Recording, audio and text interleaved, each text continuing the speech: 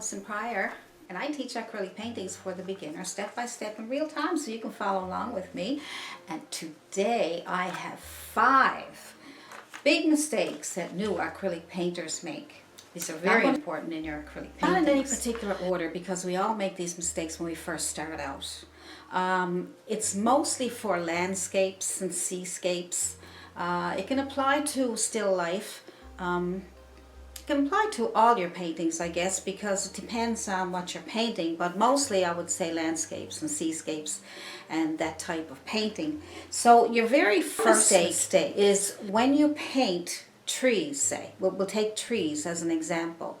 And what you do is when you're painting your tree, you make it look like a lollipop.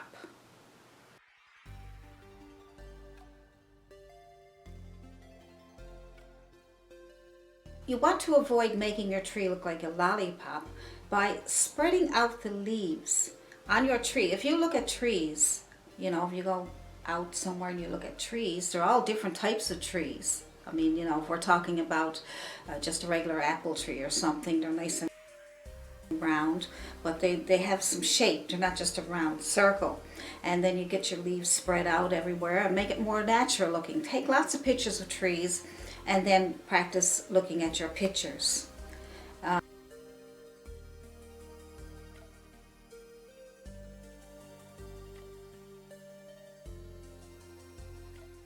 So another mistake that you make could be the second mistake, because we're doing 5. So the second mistake could be your mountains. You could be making mountains, and people make mountains and they make them just 2 little humps and they look like boobs. But anyway, that's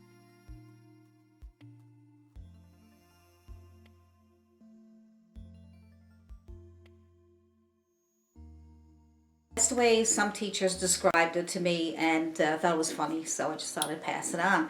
But if you want to make your mountains, try to make them so that they're all different shapes and all different heights.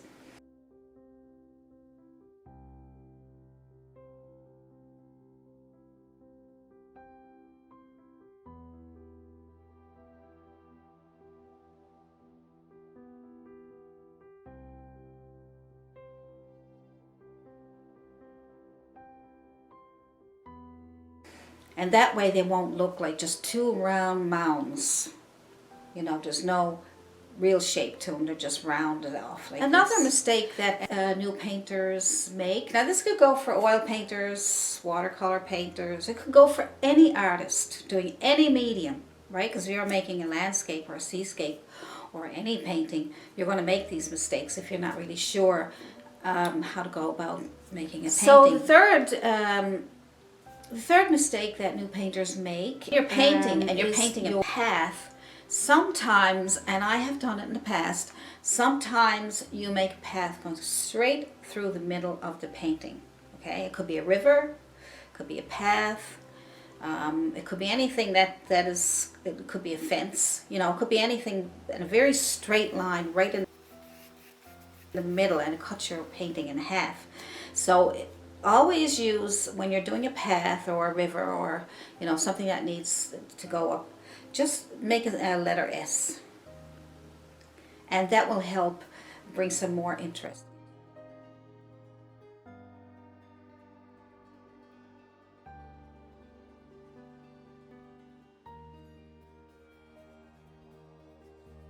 S, as the eye is going up into the painting, it'll take the S and go up into the focal point.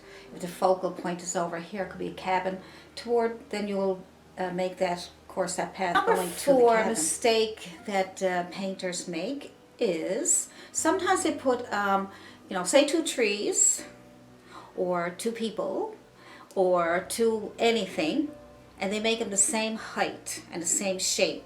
Then there's no interest there. So you just make one taller than the other, and make smaller ones, you know, if you have, depending on how many trees you have, but make them all.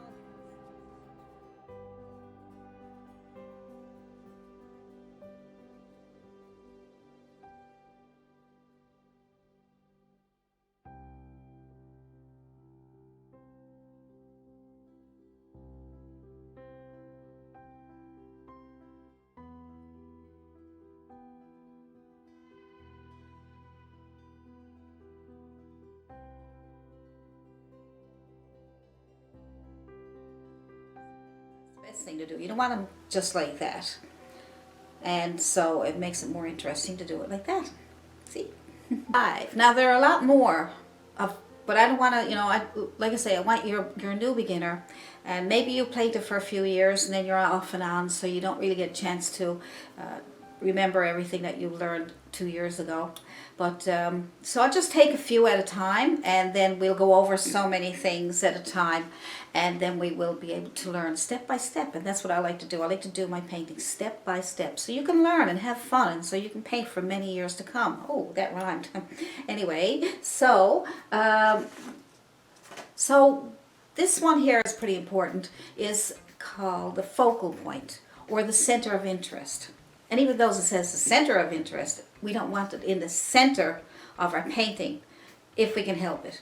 Like I said, none of these rules are, you know, if you might come up with a painting where all these, you can bend all these rules and go back to the way it shouldn't be, and it'll look beautiful. So, but if you go by these rules, then your painting should come out really pretty and give interest to your painting, because we haven't even gotten into color, you know, color theory, and there's just so much in a painting that you need, like shadows and just so many things that I can't even, that I've learned over the years that I can't even believe that you can do in a painting.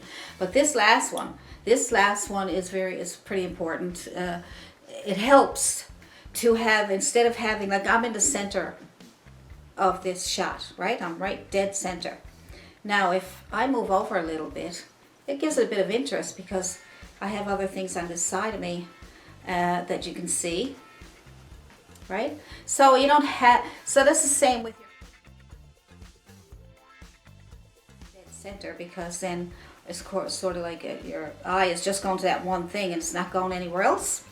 So if you move, it's called rule of thirds. So say I move over this way, you can see some stuff on this side, some things that are interesting besides the focal point, right? And you know, so you can go this way and you see more paintings on that side there. So it's nice. It gives more interest to your painting, and you know, and so that's what you do. So make sure that your focal point is just off center a little bit, just so that you can bring your path right up into your focal point, and put all that together, and you got a really pretty painting. So I hope you enjoyed that, and I hope you learned a lot, and we will be doing more videos on this subject, and don't forget to subscribe. So here's some paintings that I'm thinking about doing. I have a nice painting here. I may just do the wine glass and some flowers. That's a nice one. I will do, these are paintings that I've done myself, and this nice door. I have a couple of different doors. And that's a nice flowery door. And I also have this nice seascape, but it's nice and bright and colorful. So I've done a lot of paintings on YouTube, and I want to do some new ones for you, and I just need you to give me a request of what you'd like me to do, because that's how I find out. I do have some more requests that I have to do, like owls. I have an owl to do, and I've been asked to do a raven and a bench like a year ago, and I just couldn't fit it into the painting that I was requested to do, but that's okay. I will find some way to get that there. And I have requests for different types of flowers and different things like that. So I'm trying to get to them as many as I can, but I still want your requests to come in, because I still want to be able to do many things for you guys to help you out. So if you guys could leave in the comments what you would like to see me do, or email me at AllisonPryor@yahoo.com if you have any questions or anything. You need any help with any of your paintings, anything at all I can do to help you, just let me know. So that's about it. So I want to get on painting. I want to get started in painting. Do you?